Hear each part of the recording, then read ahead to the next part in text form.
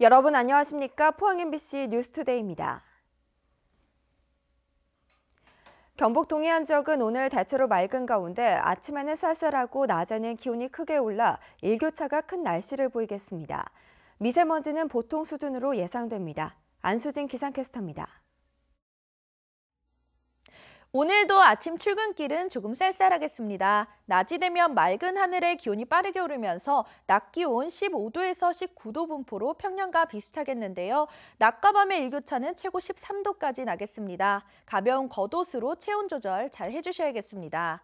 오늘 미세먼지 농도 보통 수준이 예상이 되는데요. 하지만 요즘 같은 봄철에는 시시각각 대기질이 변하기 때문에 외출 시에는 미세먼지 농도 확인해 주시면 좋을 것 같습니다. 자세한 지역별 날씨 알아보겠습니다. 오늘 구름 낀 하늘은 오후가 되면서 맑아지겠습니다. 낮 기온 울진 15도, 영덕과 포항이 17도, 경주가 19도입니다. 울릉도와 독도의 하늘도 오후에 맑겠습니다. 낮 기온 울릉도 14도, 독도 12도입니다. 동해상은 맑은 가운데 동해 남부해상에는 오전에 구름 조금 끼겠습니다. 바다의 물결 동해 중부해상과 남부해상에서 최고 2m로 일겠습니다. 내일부터 낮 기온이 20도를 넘어가면서 따스하겠습니다. 일요일에는 비 소식이 있습니다. 날씨였습니다. 포항을 거점으로 한 에어포항이 정식 개항한 지 2달이 지났습니다. 제주 노선 탑승률이 평균 70%를 넘어서는 등 지역 항공사로서의 성장 가능성을 보이는데요. 하지만 관광객 유치를 통한 지역 경제에 주는 도움은 미미하다는 지적이 제기되고 있습니다. 박상환 기자입니다. 제주에서 출발한 비행기가 포항공항에 도착합니다. 평일 오전임에도 불구하고 전 좌석이 매진입니다.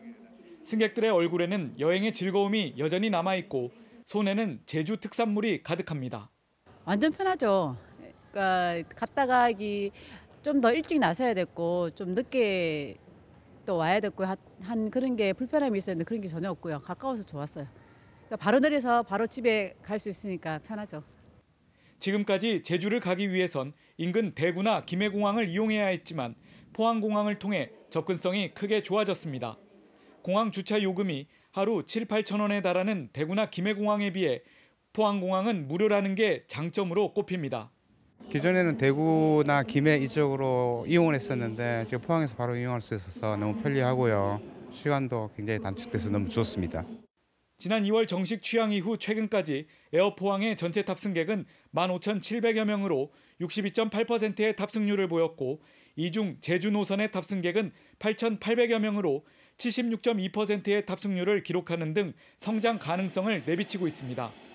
경북 동해안의 획기적인 교통 여건 변화의 계기를 마련한 만큼 자치단체들도 지역 항공사 육성에 적극 나설 방침입니다. 포항시와 경상북도에서는 에어포항에 출자를 하기 위한 행정 절차를 진행 중에 있습니다. 적극적인 행정 지원을 통하여 에어포항이 지역 항공사로 성장할 수 있도록 노력하겠습니다. 하지만 에어포항 이용객들 대부분이 제주 여행을 다녀오는 포항 시민들이어서 외부로 돈이 빠져나가는 실정인데다 관광객 유치를 위한 상품 개발이 미흡한 점 등은 풀어야 할 과제로 꼽히고 있습니다. MBC 뉴스 박상환입니다. 자유한국당 경북도당 공천관리위원회는 어제 오전 13차 회의를 열어 울릉군수 후보로 김병수 전 울릉군의회 의장을 단수 후보자로 추천했습니다. 또 장도욱 현 의원과 공천 경쟁을 벌인 이칠구 전 포항시의원을 광역의원 포항 3선거구 후보로 확정 의결했습니다.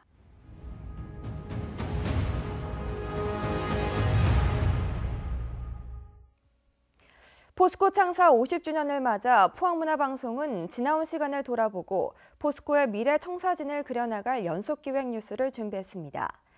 첫 번째 순서로 정경유착으로 얼룩진 포스코의 오욕의 역사를 되돌아봤습니다. 포스코는 지난 50년 동안 정권의 전리품으로 여겨지면서 심각한 정치적 외풍에 시달려왔는데요. 이제는 그 악순환의 고리를 끊어야 한다는 지적이 제기되고 있습니다. 장미쁜 기자가 보도합니다. 지난 1968년 설립된 포스코는 2000년 민영화 이후 정부 소유의 주식 없이 전문 경영인 체제로 운영되었습니다. 하지만 정권이 바뀔 때마다 번번이 정경유착 의혹에 휘말리며 정부의 입김에서 자유롭지 못했습니다. 포스코 7대 정준양 회장은 검찰 수사에서 이명박 전 대통령의 형인 이상득 전 의원 측근 업체에 일감 몰아주기로 10억여 원의 부당이득을 얻게 해준 것으로 드러났습니다. 더구나 정준양 회장 시절 이명박 정권과의 유착으로 포스코가 입은 금전적 손해는 검찰에 따르면 1,500억 원에 이르는 것으로 추산됩니다. 결국 포스코의 영업이익률은 반토막 났고 부채 비율이 늘어나면서 국제 신용 등급도 떨어져 심각한 경영 위기에 놓였습니다. 포스코는 국민기업이라고 해서 정치권이 교체될 때마다 낙하산 인사가 내려오고 낙하산 인사들은 그것에 보온하기 위해서 포스코에 막대한 손실을 입히는 것들을 알면서도 그런 이제 불법 행위를 해왔습니다. 1992년 취임한 황경로 회장 이후 김만재, 유상부, 이구택, 정준양까지 5명이 권력형 비리로 줄줄이 검찰 수사를 받았습니다.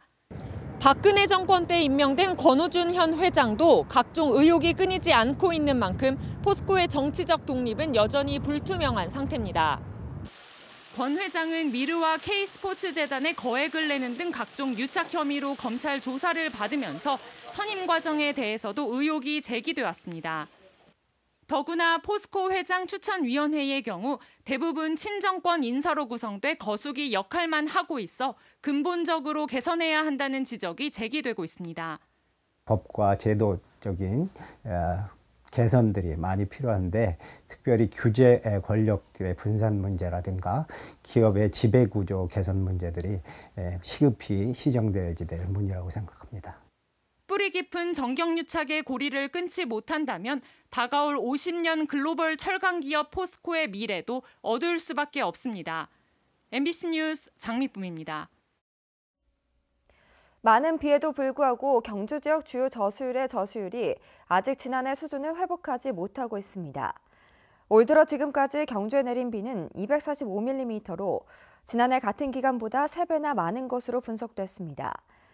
이에 따라 농어촌공사 경주지사가 관리하는 76개 저수지의 평균 저수율은 90%로 지난해와 거의 비슷해졌으나 덕동댐은 59%, 보문호는 53%로 지난해 수준에 크게 미치지 못하고 있습니다. 포항 지역에도 대부분의 저수지가 만수위를 기록하고 있으나 신광면 마복지는 60%에 머무는 등 지역마다 큰 차이를 보이고 있어 맞춤형 용수 대책이 필요한 것으로 나타났습니다. 6.13 지방선거 경주에선 지역 최초로 농업인 단체가 주최하는 경주시장 후보자 초청 토론회가 열렸습니다. 농업 현안에 대한 심도 있는 논의가 이뤄졌는데 네거티브 선거가 아닌 정책 중심 선거의 좋은 모델로 평가되고 있습니다. 장성훈 기자입니다. 농업의 새로운 가치를 어떻게 헌법 개정에 반영할 것인가에 대해 후보자들은 저마다 농업의 중요성을 강조했습니다. 비농업인의 농지 소유를 원칙적으로 제한하는 이른바 경자 유전의 원칙이 이번 토론회의 쟁점이 됐는데 후보 대부분이 동의했습니다.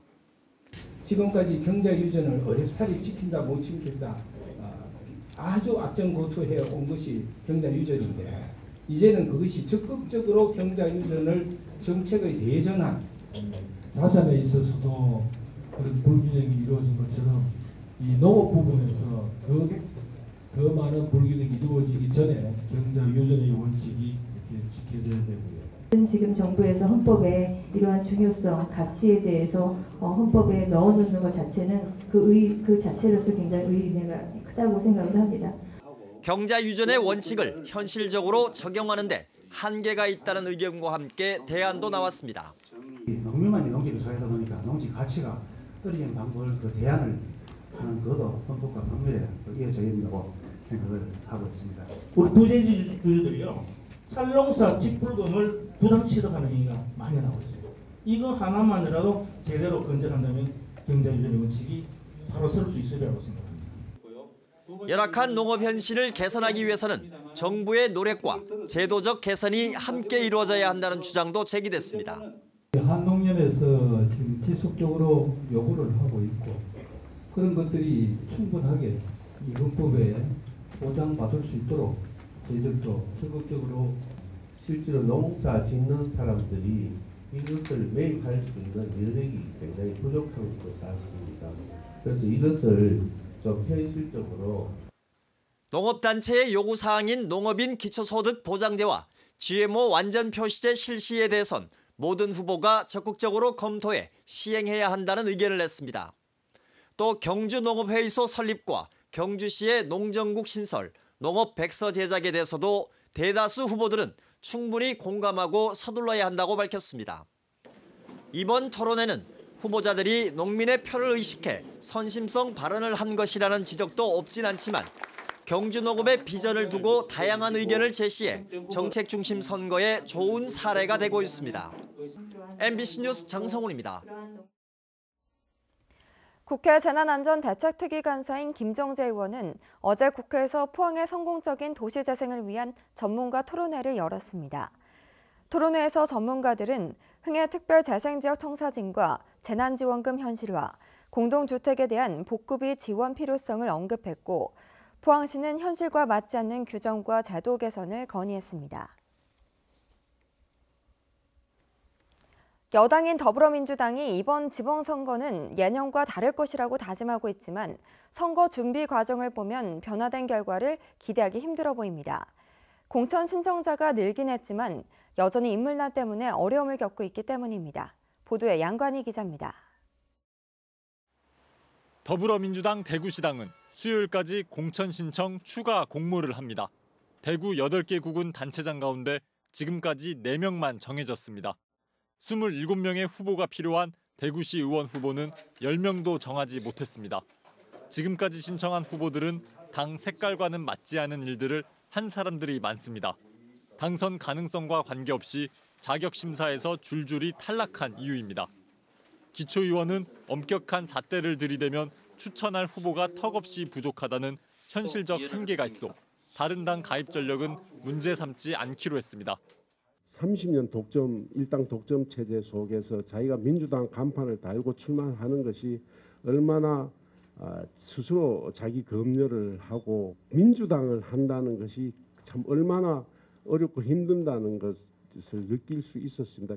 보수 정치가 싹쓸이해온 대구에서도 최근 총선과 대선을 거치며 정치적 성향의 변화가 컸던 것으로 평가받고 있습니다. 보수의 땅, 대구의 민심이 달라지고 있다지만 특정 당이 오랜 시간 독점해온 탓에 달라진 민심을 흡수할 후보 찾기는 여전히 어려움을 겪고 있습니다. MBC 뉴스 양관입니다. 포항시의원이 기업체로부터 법인카드를 받아 사용했다는 주장이 제기됐습니다. 포항시민연대는 이칠구 도의원 예비후보가 시의원 시절 모 철강회사로부터 법인카드를 받아 한 달에 1,000만 원 이상 사용한 정황이 있다며 후보 사퇴는 물론 응분의 책임을 져야 한다고 주장했습니다. 이에 대해 이칠구 의원은 자유한국당 공천을 앞둔 후보를 음해하기 위한 유언비어라며 중대한 선거범죄로 법적 책임을 묻겠다고 밝혔습니다. 봄과 여름철에 생산되는 잎쪽파는 그 원료가 수입산 종구였는데요.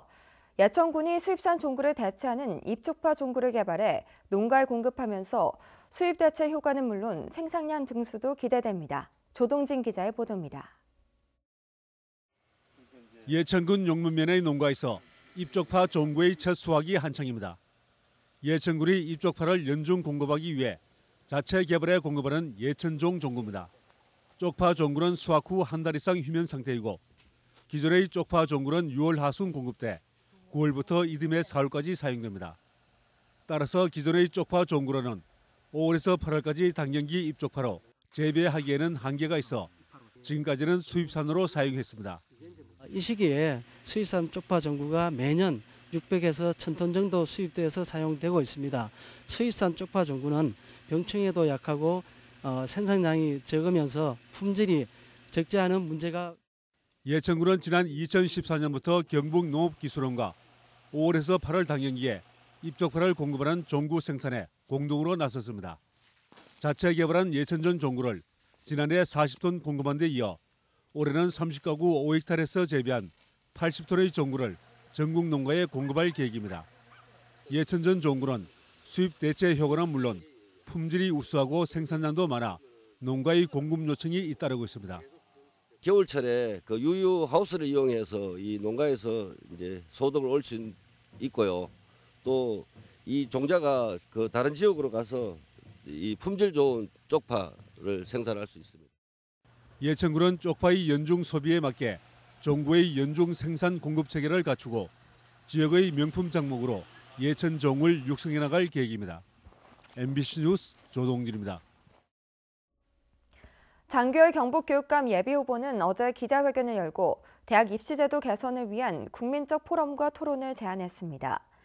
장규열 예비후보는 수능을 자격인증인 절대평가로 전환하고 1년에 2회 이상 응시할 수 있도록 개선해야 한다고 주장했고 보수 후보 단일화 논의에 대해서는 정치적 이합집산에 불과하다고 비판했습니다.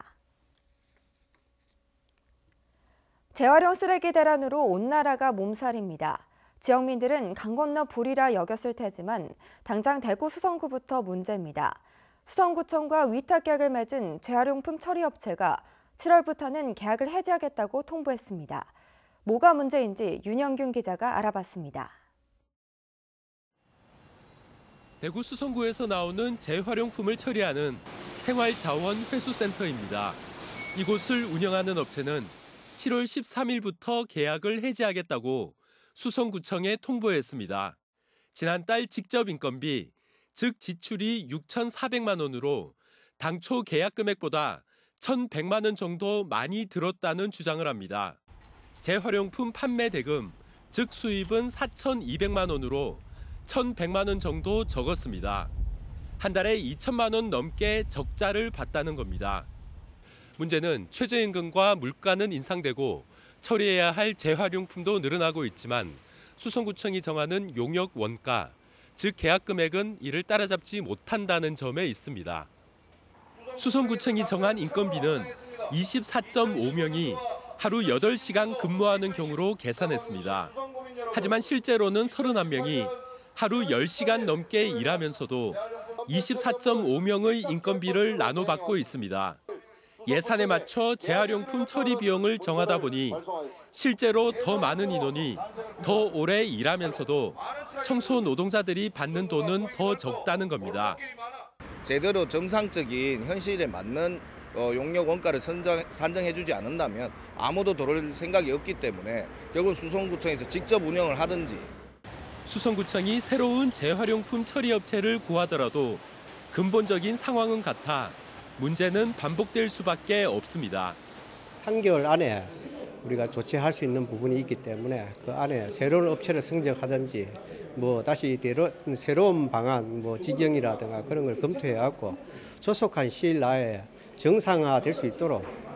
수성구뿐만 아니라 다른 구군의 상황도 크게 다르지 않은 만큼 전반적인 실태 조사와 현실에 맞는 해법을 찾아야 한다는 주장이 나오고 있습니다. MBC 뉴스 윤용균입니다. 경주시가 안정적인 식수 공급을 위해 올해 40억 원을 들여 덕동댐의 토사 100만 세제곱미터를 준설합니다. 덕동댐은 경주시민 10만여 명의 식수원으로 지난 겨울 가뭄으로 수위가 30%대까지 떨어져 한때 제한급수 위기에 놓이기도 했는데 이번 준설을 통해 담수량을 확충하게 될 것으로 기대됩니다. 포항테크노파크가 올해 1인 창조기업 입주자를 모집합니다.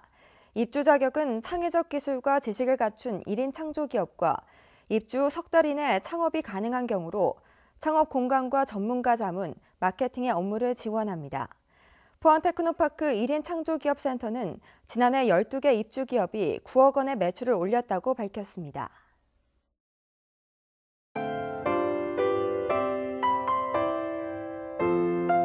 오늘도 아침 출근길은 조금 쌀쌀하겠습니다. 낮이 되면 맑은 하늘에 기온이 빠르게 오르면서 낮 기온 15도에서 19도 분포로 평년과 비슷하겠는데요. 낮과 밤의 일교차는 최고 13도까지 나겠습니다. 가벼운 겉옷으로 체온 조절 잘 해주셔야겠습니다. 오늘 미세먼지 농도 보통 수준이 예상이 되는데요. 하지만 요즘 같은 봄철에는 시시각각 대기질이 변하기 때문에 외출 시에는 미세먼지 농도 확인해 주시면 좋을 것 같습니다. 자세한 지역별 날씨 알아보겠습니다. 오늘 구름 낀 하늘은 오후가 되면서 맑아지겠습니다. 낮 기온 울진 15도, 영덕과 포항이 17도, 경주가 19도입니다. 울릉도와 독도의 하늘도 오후에 맑겠습니다. 낮 기온 울릉도 14도, 독도 12도입니다. 동해상은 맑은 가운데 동해 남부 해상에는 오전에 구름 조금 끼겠습니다. 바다의 물결 동해 중부 해상과 남부 해상에서 최고 2m로 일겠습니다. 내일부터 낮 기온이 20도를 넘어가면서 따스하겠습니다. 일요일에는 비 소식이 있습니다. 날씨였습니다. 네, 이상으로 포항 MBC 뉴스투데이를 마칩니다. 여러분 고맙습니다.